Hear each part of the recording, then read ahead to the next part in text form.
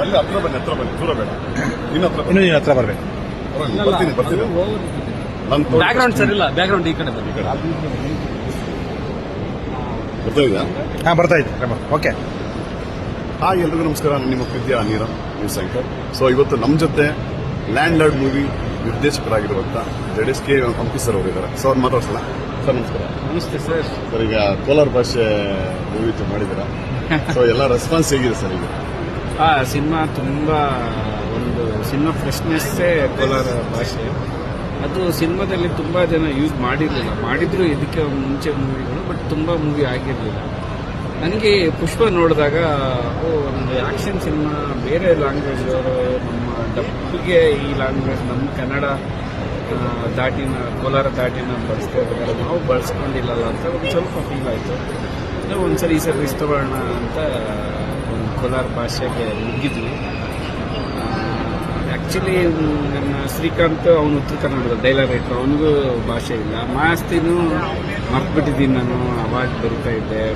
But ಮಾತಾಡ್ತಿರುವಾಗ flow ಬರುತ್ತೆ, ಬರೆಯುವಾಗಾದ್ರೆ ಆಗಲ್ಲ ಅಂತ ಅವರು ಅವ್ರು ತುಂಬ ಹಿಂಗೆ ರಿಸರ್ಚ್ ಮಾಡಿದಾಗ ನನಗೆ ಮಂಜು ಕೋಲಾರ ನಿಮ್ಮ ಭಾಗದ ಮಂಜು ಅವ್ರು ಸಿಕ್ಕರು. ಸೊ ಪ್ರತಿ ಕ್ಷಣ ಜೊತೆಗಿದ್ದು ಡಬ್ಬಿಂಗ್ ಮಾಡಿಸಿ ಯಾರಿಗೆ ಬೇರೆ ಭಾಷೆ ಅಂದರೆ ಕೋಲಾರ ಭಾಷೆ ಬರದೇ ಇಲ್ವೋ ಅವ್ರನ್ನ ಬಿಟ್ಟು ಮತ್ತೆ ಕೋಲಾರದವ್ರನ್ನ ಕರೆಸಿ ಹುಡುಕಿ ಮಾಡಿಕೊಟ್ಟೆ. ಇವತ್ತು ತುಂಬ ಜನ ಕೋಲಾರ ಭಾಷೆನ ಇಷ್ಟಪಡ್ತಾ ಇದ್ದಾರೆ, ಮತ್ತು ಏನು ಮಿಸ್ಟೇಕ್ಸ್ ಹೇಳ್ತಾ ಇಲ್ಲ ಅಂದರೆ ಕಾರಣ ಮುಂಚೆ. ಸರ್ ಈಗ ಕೋಲಾರ ಭಾಷೆ ಮೂವಿ ಎಲ್ಲ ಇಷ್ಟಪಡ್ತಾ ಇದ್ದಾರೆ. ಸೊ ಕೋಲಾರಕ್ಕೆ ಬಂದಿಲ್ಲ, ಪ್ರಮೋಷನ್ ಮಾಡಿಲ್ಲ ಅಂತ ಸ್ವಲ್ಪ ಕೋಲಾರ ಜನಕ್ಕೆ ಸ್ವಲ್ಪ ಬೇಜಾರಾಗಿದ್ದಾರೆ. ಸೊ ಅದಕ್ಕೇನಿದ್ದಾರೆ? ಎಲ್ಲ ಕಡೆ ಹೋಗಿ ಮಾಡುವಂಥದ್ದು ಇರಲ್ಲ, ಯಾಕಂದರೆ ನಾವು ಎಲ್ಲ ಕಡೆ ಹೀರೋನೇ ಬೇಕು ಅಂತ ಹೇಳ್ತಾರೆ. ಸೊ ನಾವು ಕರ್ಕೊಂಡು ಮಾಡೋಕ್ಕಾಗಲ್ಲ. ನಾವು ಇಲ್ಲೇ ಯೂಟ್ಯೂಬ್ ಡಿಜಿಟಲ್ ಈ ಥರದ್ದೇ ಮಾಡಿರ್ತೀವಿ. ನಮ್ದೇನು ಧೈರ್ಯ ಅಂದರೆ ಸಿನಿಮಾ ಚೆನ್ನಾಗಿ ಮಾಡಿದ್ವಿ, 10 ಜನ ನೋಡಿ 20 ಜನ ಕೇಳ್ತಾರೆ, 20 ಜನ 30 ಜನ ಕೇಳ್ತಾರೆ, ಅದೇ ಒಂದು ಥಾಟ್.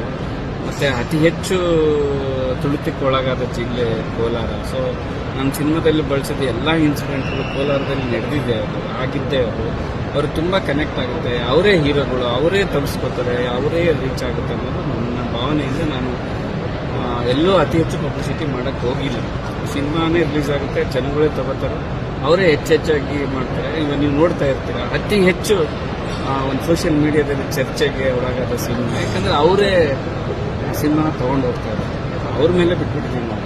ಸರ್ ಈಗ ಕೊನೆಯದಾಗಿ ದುನಿಯಾ ವಿಜಯ್ ಸರ್ ಅವರು ಈ ಚಿತ್ರ ಒಪ್ಕೊಂಡ್ರಲ್ಲ, ಸೊ ಅವ್ರಿಗೆ ಏನು ಒಪ್ಕೊಂಡ್ರಾ ಇಲ್ಲ? ಫಸ್ಟ್ ಸ್ಟಾರ್ಟ್ ಇಲ್ಲ, ಅದರಲ್ಲಿ ಅಂದರೆ ಕತೆ ಅವ್ರಿಗೆ ತುಂಬ ಇಷ್ಟ ಆಯಿತು, ರಾಜಯ್ಯನ ಪಾತ್ರ. ಆಮೇಲೆ ಒಂದು ಲೈನ್ ಹೇಳಿದೆ ಫಸ್ಟು, ಅದಾದ್ಮೇಲೆ ಪ್ರತಿ ಸರಿ ಡೆವಲಪ್ ಮಾಡ್ತಾ ಚರ್ಚೆ ಮಾಡ್ತಾನೆ ಹೋದೆವು. ನಮ್ಮ ಸಿನಿಮಾ ಜೊತೆನೇ ಇದ್ರು. ಒಟ್ಟಾರೆಯಾಗಿ ಇದು ಹಿಂಗೆ ಸರ್ ಸ್ಟೋರಿ ಅಂತ ಏನು ಹೇಳಿಲ್ಲ.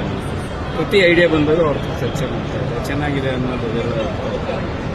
ಮತ್ತು ಇವಾಗ ಎಷ್ಟೋ ಮಾತಾಡ್ತಾರೆ ಚಪ್ಪಲ್ ಸೀನು, ಆ ಸೀನು ಎಲ್ಲ ಅವ್ರಿಗೆ ಮುಂಚೆ ಗೊತ್ತಿದೆ. ಜೊತೆಯಾಗಿ ಜರ್ನಿ ಮಾಡಿರುವಂಥದ್ದು. ಅದಕ್ಕೆ ಅವ್ರು ರಾಜಯ್ಯನ ಪಾತ್ರ ಸಿಕ್ಕಿದೆ. ಇವತ್ತೆಲ್ಲರೂ ಮಾತಾಡ್ತಿದ್ದಾರೆ, ಅದನ್ನ ಮನದಾಳದಲ್ಲಿ ಇಟ್ಟಿದ್ದಾರೆ ಅಂತಂದರೆ ಅವರು ಮೊದಲಿಂದ ಆ ಜರ್ನಿ ಮಾಡಿದ್ರು. ಸರ್ ಈಗ ಲಾಸ್ಟ್ ಕೊನೆಯದಾಗಿ ಹಗಲು ರಾತ್ರಿ ನಿದ್ದೆ ಇಲ್ಲದೆ ಈ ರಾಜಕೀಯ ವ್ಯಕ್ತಿಗಳ ಹತ್ರ ಆಗಲಿ, ಕೆಲವರು ಸೆಲೆಬ್ರಿಟೀಸ್ ಹತ್ರ ಆಗಲಿ, ಇವತ್ತು ಶಿವಣ್ಣ ಬಂದರು ಮೂವಿ ನೋಡಿದ್ರು. ಸೊ ಇದಕ್ಕೆಲ್ಲ ಏನು ಅಂದರೆ ಇದು ಸ್ವಲ್ಪ ಸಂವಿಧಾನ ವಿಚಾರ ಇಟ್ಕೊಂಡು ಮಾಡಿರೋದ್ರಿಂದ ಅದು ಕೆಲವೊಬ್ಬರಿಗೆ ಆಗುತ್ತೆ, ಕೆಲವೊಬ್ಬರಿಗೆ ಆಗಲ್ಲ. ಅದು ಯಾಕಂತನೂ ನಮ್ಗೆ ಗೊತ್ತಿಲ್ಲ. ಎಲ್ಲರೂ ಸಂವಿಧಾನ ಅಡಿಯಲ್ಲಿ ನಾವು ಬದುಕೋದು ಅಷ್ಟೇ ನನ್ನ ಯೋಚನೆ ಇರುತ್ತೆ. ಅದು ಎಷ್ಟೋ ಜನ ಕೇಳ್ತಾರೆ ನಿಮ್ಗೆ ಎಲ್ಲಿಂದ ಧೈರ್ಯ ಎಲ್ಲಿಂದ ಬಂತು? ಎಲ್ಲರೂ ಅದರಿಂದ ನಾವು ಅದನ್ನು ಮುಗ್ಧತೆಯಿಂದ ಮಾಡಿದ್ದೇವೆ ಅಷ್ಟೇ. ಅದು ಈ ಥರದ ಒಂದು ಬೇರೆ ಬೇರೆ ಆ್ಯಂಗಲಿಂದ ಇದು ಮಾಡಿದಾಗ ನಾವು ಅತಿ ಹೆಚ್ಚು ರೀಚ್ ಮಾಡಬೇಕಾಗುತ್ತೆ. ಅದಕ್ಕೆ ಸಂಬಂಧಪಟ್ಟವ್ರು ತಿಳಿಸ್ಬೇಕಾಗುತ್ತೆ. ಸೊ ನಾವು ಅದಕ್ಕೆ ಸಂಬಂಧಪಟ್ಟವ್ರನ್ನೆಲ್ಲ ಕಾಂಟ್ಯಾಕ್ಟ್ ಮಾಡಿ ಜಾಗೃತಿ ಮೂಡಿಸ್ತೀವಿ. ಅಂದರೆ ಸಿನಿಮಾ ಮಾಡೋದಲ್ಲದೆ ಸಿನಿಮಾದಲ್ಲಿರೋ ಕಂಟೆಂಟ್ನ ಜಾಗೃತಿ ಮೂಡಿಸೋದಿದೆಯಲ್ಲ, ಇದು ಇನ್ನೊಂದು ಥರ ಚಾಲೆಂಜು. ಇದು ಹೊಸದು. ಸೊ ಅದು ಸಾರ್ಥಕವಾಗ್ತಾ ಇದೆ.